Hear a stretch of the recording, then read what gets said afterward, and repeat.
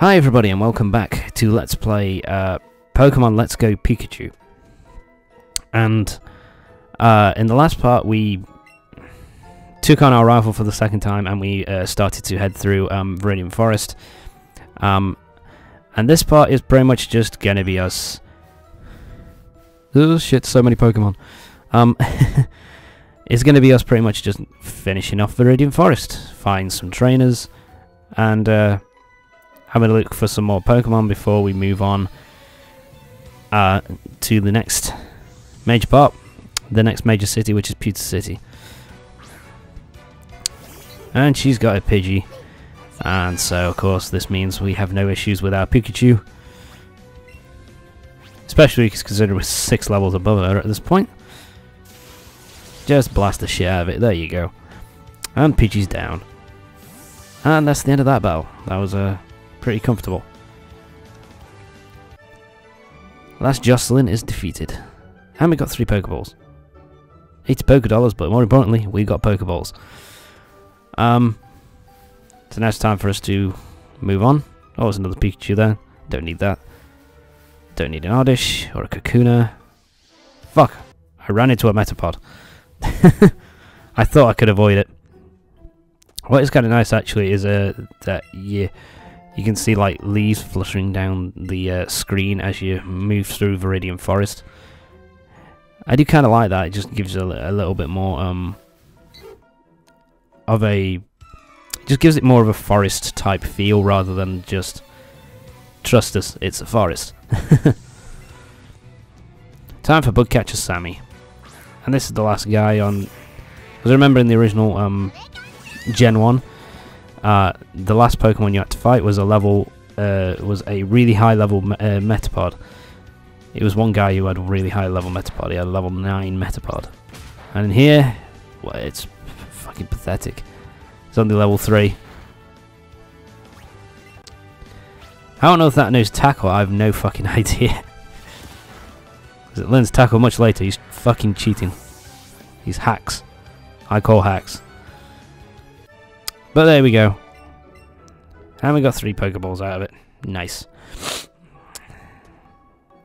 And yeah, I don't know what I'm doing here. I think I was trying to see if there were any more Pokemon. I was kind of hoping, I think, that a Bulbasaur would kind of pop up at that point, but never mind. Let's just move on. I'm not going to use him anyway. I'm not going to be using a Bulbasaur. I don't think I'll be using a Grass type. At least not in my main team, anyway. Oh, hey, douche. How are you, son of a bitch? So yeah, first gym leader is in this place. So that's what we're going to be doing in this part. Taking on our first gym leader, who's not difficult in the slightest. And he gives us 5 potions. How nice of him. Give it your best, I'm sure I will.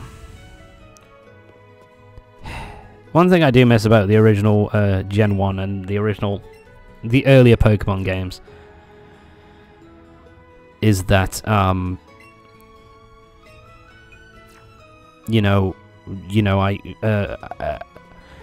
just miss the antagonistic rival, which is sort of something they haven't been doing for a long time in Pokemon, and I don't really know why.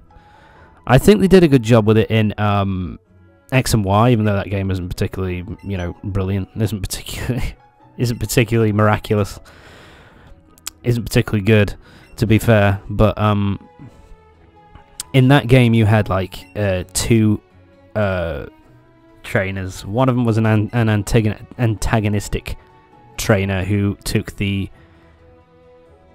We're watching Slowpoke. Look at those eyes. My god. Yes, this is literally the thing you can do in Pewter City. You can just watch a Slowpoke. But it's worth doing because you get a big pearl, which I think is worth 10,000 Pokedollars, so it's pretty useful. But anyway, in Y you had in X and Y you had an antagonistic trainer which picked the Pokemon who was strong against yours, and a friendly trainer who was put the Pokemon who was weak to your type. And that person would often help you out a lot, and the other one was a bit more, and it wasn't really a dick. Well, she wasn't really a dick. I think it was a she. She wasn't really a dick. She was just like, I'm going to do what I can to win, and I'm going to kick your ass because I'm better than you and all that kind of shit. You know, it was more of a thing where she didn't dislike you. She was just like, I'm going to beat you because that's what I have to fucking do. And that is something that I kind of miss. You know, that we don't have a kind of... You know, I miss taking on a trainer which is just a fucking piece of shit. And feeling good for kicking his ass because he's such an arrogant asshole. But I guess they don't really want to do that in Pokemon anymore, which is a shame. But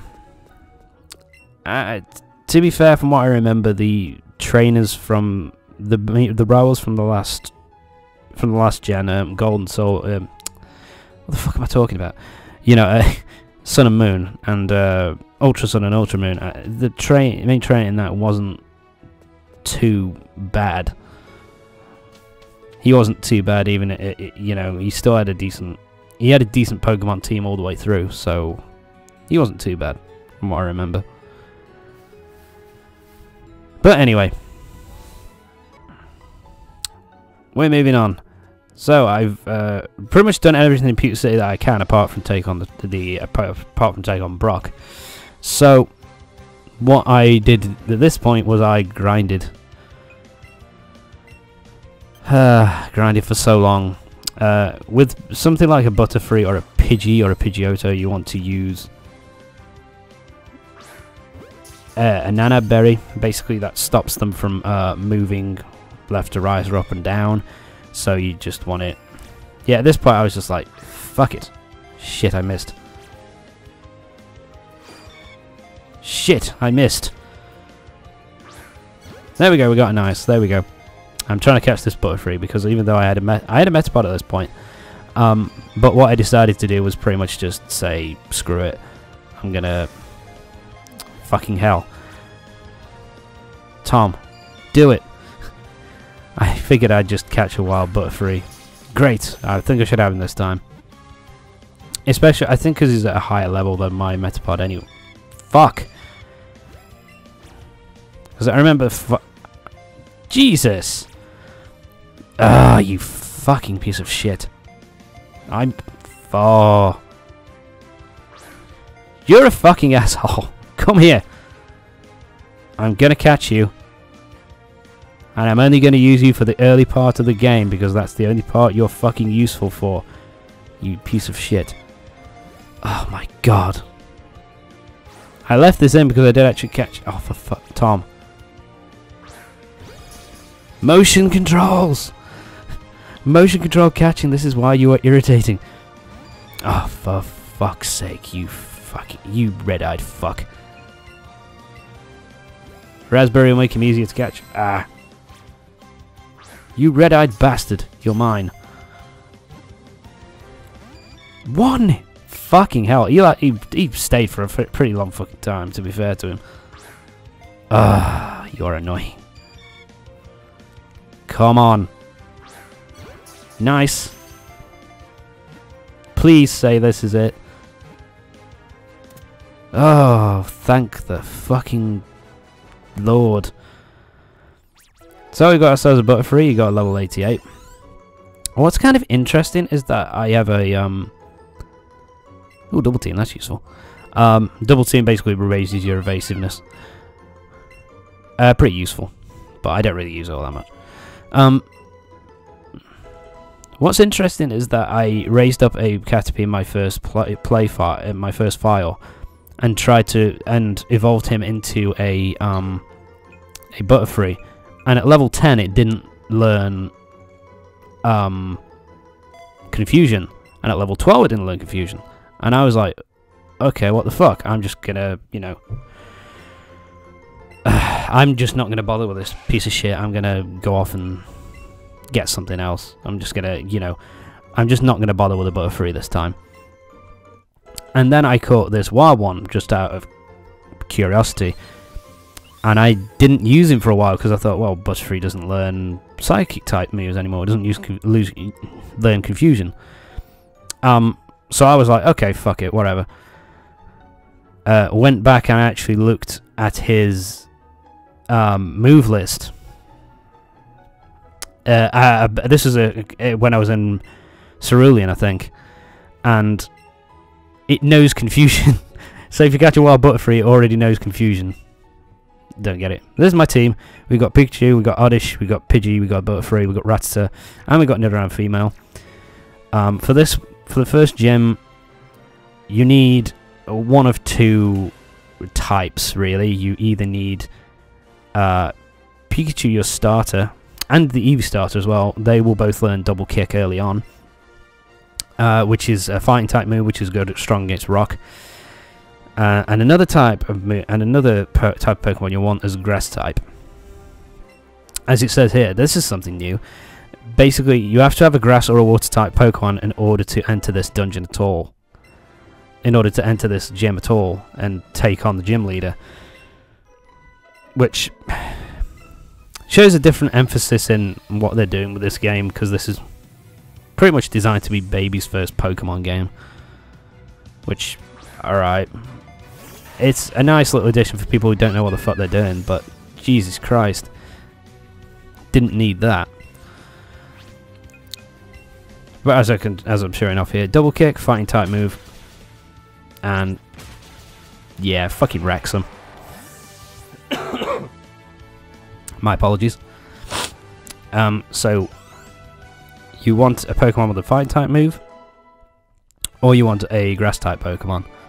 Butterfree as well is pretty good because confusion works pretty well against pretty much all Pokemon types. That line. But yeah, confusion is pretty good as well.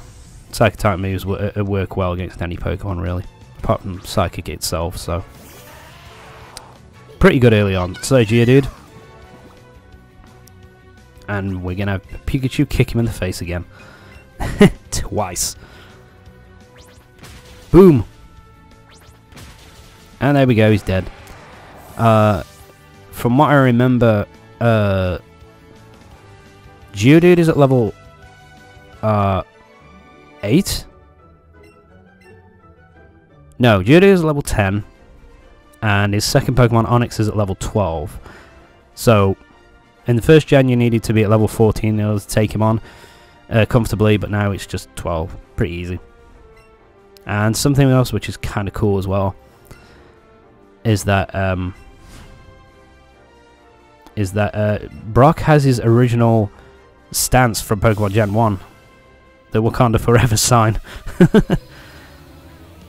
And we have a remix of the boss battle theme from the gym battle theme from Gen 1, which is fucking awesome. I love this theme. Go Pikachu. And sorry, it's level 11 and level 12, I believe. Double kick. So it does a decent amount of damage, but here's the thing. Geodude, at least this Geodude has so few moves that can actually do you any damage that you can just tank the hit. It's not going to be an issue. Although why Pikachu didn't just Thundershot the sprinkler system, I have no idea. Would have made it easy then. I hope they put that into a Pokemon game at some point in the future. That would be awesome.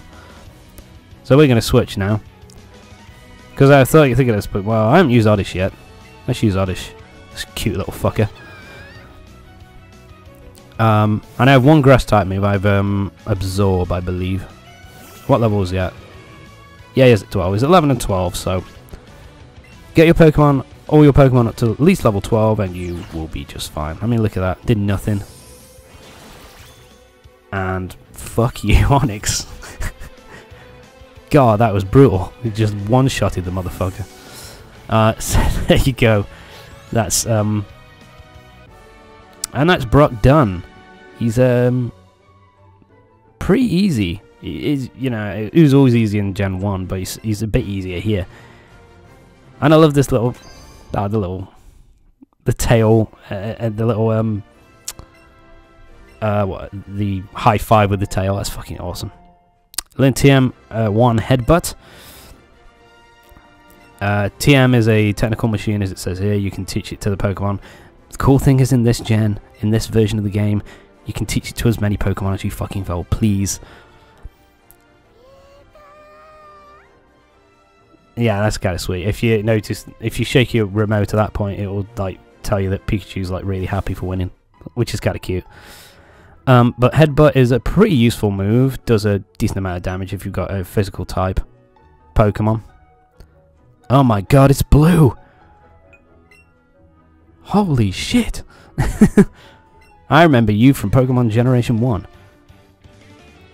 And they have the original Blue's original theme from Pokemon Gen 1, kind of in a rock and roll, in a rock style with the guitars. It's just, oh, this is so good. I love it. And we got some great balls from Blue, and as long as that's not blue. But anyway, let's move on.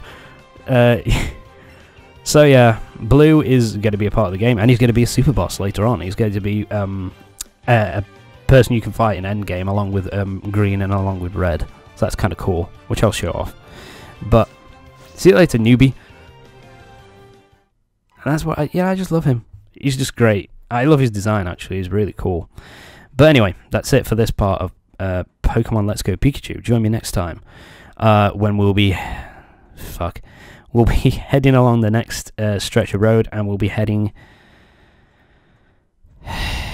towards and through Mount Moon, which is always one of the parts which drag early in Generation 1. So I'll see you next time for the next part of Pokemon Let's Go Pikachu. Blue's such a pain in the ass. Anyway, see you next time.